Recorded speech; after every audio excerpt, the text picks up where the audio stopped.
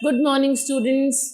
आज का हमारा टॉपिक है मॉडर्न थियोरी ऑफ कॉस्ट। बहुत बार एग्जाम में देखा गया है कि ये कहा गया है कि डिफरेंशिएट बिटवीन, क्वेश्चन आता है differentiate between traditional theory of cost and modern theory of cost and which cost do you think is better.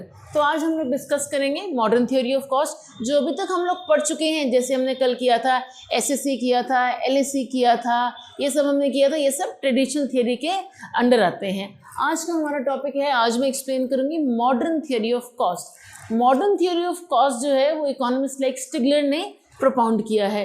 Modern theory जो आज की जो कॉस्ट है वो किस तरह की है, उसका क्या बिहेवियर है, वही हम लोग पढ़ेंगे। कर्व्स का कैसा बिहेवियर रहता है। मॉडर्न थियोरी ऑफ कॉस्ट ये यहाँ पे ये कहता है, यहाँ पे हम लोग एक्सप्लेन करते हैं कि जो लॉन्ग रन कॉस्ट है वो बेसिकली दो तरह की होती है। पहली है हमारी प्रोडक्शन कॉस्ट। प्रोडक्शन कॉस्ट का मतलब है कि जो भी खर्चा, जो भी कॉस्ट प्रोडक्शन में लग रही है, कोई भी कमोडिटी जो प्रोड्यूस हो रही है, गुड्स एंड सर्विसेज जो प्रोड्यूस हो रही हैं, उसके अंतर्गत जो भी खर्चा लग रहा है, जैसे कि हमने फर्स्ट क्लास में मैंने डिस्कस किया था, कोई भी खर्चा है उस खर्चे को हम कहते हैं प्रोडक्शन कॉस्ट। फिर हमारा दूसरा है मैनेजीरियल कॉस्ट। मैनेजीरियल कॉस्ट का मतलब है जो भी रेम्यूनरेशन, सैलरीज जो मैनेजर्स को दी जा रही हैं, जिनकी वजह से पूरी एक फर्म, एक कंपनी जो चल रही है, जो प्रोडक्शन टारगेट एक फर्म का अचीव हो रहा है वो। और इसमें ये भी इंक्लूड होता है कि जब एक जो फर्म है, जो कंपनी है, मैनेजर्स को फैमिली वेकेशन के लिए बाहर भेजते हैं, या कभी कभी ऐसा भी होता है कि मोबाइल का खर्चा दे दिया, शॉफर दे दिया, कैब दे दी, ये जो सारा खर्चा है ये सारा इनका मैनेजीरियल कॉस्ट में होता है। और इवन अगर मैनेजर को एक केबिन भी दिया हुआ है, पियोन भी दिया हुआ है, सारा खर्चा मैनेजीरियल कॉस्ट में आता है, जिसको हम कहते हैं सीटीसी, कॉस्ट टू कंपनी। अब हम ये देखते हैं कि जो प्रोडक्शन कॉस्ट है मॉडर्न कॉस्ट में, students please listen very carefully, please make a note of it. Modern theory में जो प्रोडक्शन कॉस्ट है वो इट गोज ऑन डिक्रीजिंग। जैसे जैसे यूनिट्स ऑफ आउटपुट बढ़ते हैं, जैसे जैसे प्रोडक्शन बढ़ता है, हम ये देखते हैं कि जो कॉस्ट है वो डिक्रीज होती जाती है। मैं यहाँ लिखती हूँ कि increase in production leads to decrease in cost. अब इसका क्या रीज़न है? इसका रीज़न है because of technical economies of scale that the firm is experiencing. कुछ बेनिफिट्स हैं, फ़ायदे हैं, टेक्निकल इकोनॉमीज़ हैं जो कि एक फर्म एक्सपीरियंस कर रही है, उसको एक रू हो रहा है, जिसकी वजह से प्रोडक्शन बढ़ती जा रही है, यूनिट्स बढ़ते जा रहे हैं, लेकिन कॉस्ट जो है वो डिक्रीज़ होती जा रही है। और हमने अभी जैसे कल पढ़ा था, परसों भी पढ़ा था, हमने एलएसी किया था, एसएससी किया था, वहाँ हमने ये देखा था कि जो कॉस्ट है पहले डिक्रीज़ होती है, मिनिमम पे पहुँचती है, फिर वो इंक्रीज़ होना स्टार्ट होती है। लेकिन as far as production cost is concern, ये मैंने आपको बताया, ये डिक्रीज़ ही होती रहती है। यहाँ पर इंक्रीज़ होने का no question arises. Next we come to managerial cost. जैसे मैंने बताया, मैनेजीरियल कॉस्ट जो भी wages, salaries, remuneration, cost to company जो भी मैनेजर को दिया जाता है, दैट इज़ मैनेजीरियल कॉस्ट। अब यहाँ पर मैनेजीरियल कॉस्ट जो है वो प्रोडक्शन कॉस्ट से थोड़ा ऑपोजिट है। प्रोडक्शन कॉस्ट में जब हम, जैसे मैंने यहाँ पे लिखा ही हुआ है कि प्रोडक्शन कॉस्ट डिक्रीज होती है, लेकिन जो मैनेजीरियल कॉस्ट है with the increase in output, with the increase in production, managerial cost भी इंक्रीज होती है। नेचुरल है, जब स्केल ऑफ प्रोडक्शन बढ़ता है, हो सकता है हमारे को ज़्यादा मैनेजर्स अपॉइंट करने पड़े, या जो हमारा एग्जिस्टिंग मैनेजर है वो ही ज़्यादा सैलरी डिमांड कर लेता है, वर्क प्रेशर्स बढ़ते हैं। तो यहाँ पे मैनेजीरियल कॉस्ट में हम लोग कह सकते हैं कि increase in output leads to increase in managerial cost. फिर तो ये होना चाहिए कि जब ये बढ़ रहा है तो फिर हमारी कॉस्ट भी बढ़नी चाहिए। लेकिन यहाँ पर ये इम्पॉर्टेंट पॉइंट नोट करने का है कि जो मैनेजीरियल कॉस्ट में इंक्रीज हो रहा है, that increase is less than the decrease in production cost. जो प्रोडक्शन कॉस्ट है उसका जो डिक्रीज है, that is at a faster rate than the rate of increase in the managerial cost. इसीलिए हम कहते हैं कि लॉन्ग रन में जितने भी कॉस्ट कर्व्स हैं वो सारे एल शेप्ड हैं, they are not at all U shape. U shape का मतलब मैं रिकॉल कर दूं, आपको रिमाइंड करा दूं, ऐसा नहीं है कि पहले कॉस्ट डिक्रीज होगी फिर वो मिनिमम पे पहुंचेगी फिर वो इंक्रीज होना स्टार्ट होगी। नो, लॉन्ग रन में मैंने आपको बताया प्रोडक्शन कॉस्ट डिक्रीज होती है, मैनेजरियल कॉस्ट इंक्रीज होती है, लेकिन प्रोडक्शन कॉस्ट का जो रेट ऑफ डिक्रीज है वो ज़्यादा है, वो फास्टर है।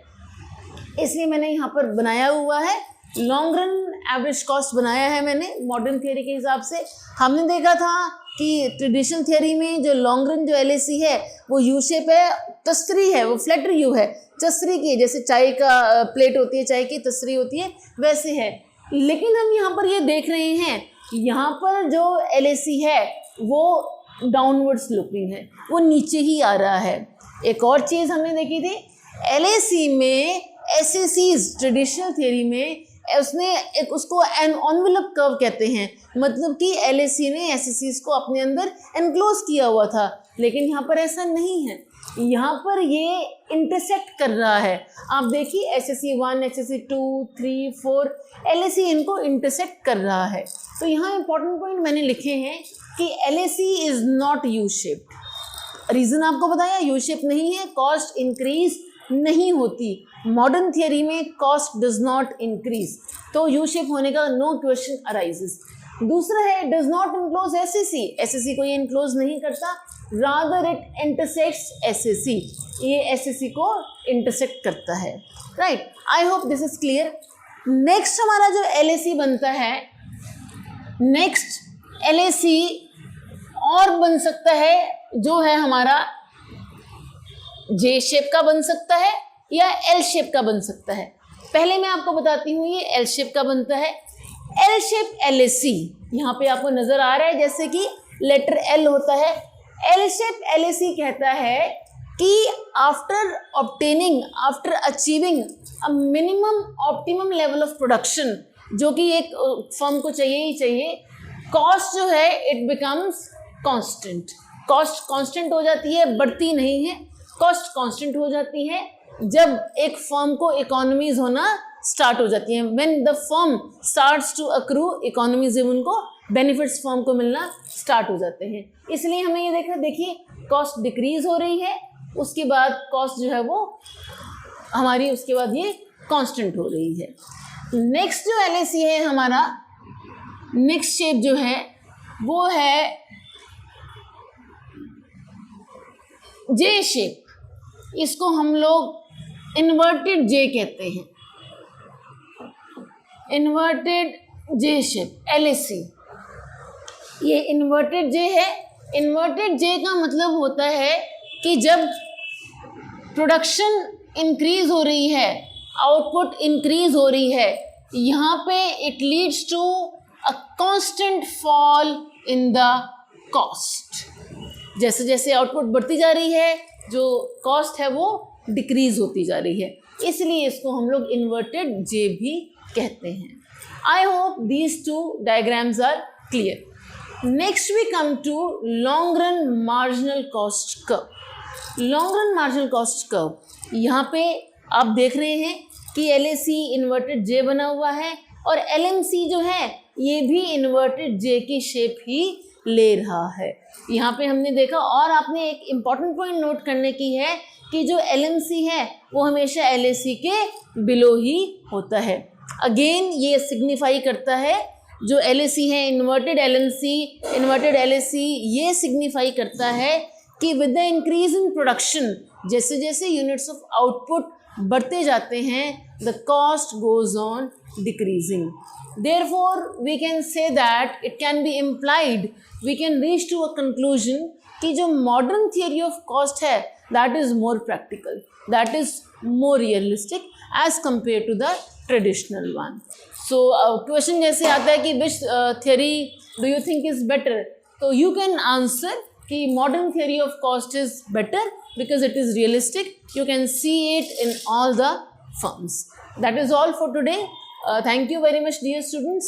अगर आपको किसी भी तरह का डाउट है तो आप कमेंट सेक्शन में लिख सकते हैं and I will try my best to solve all your queries. Thank you.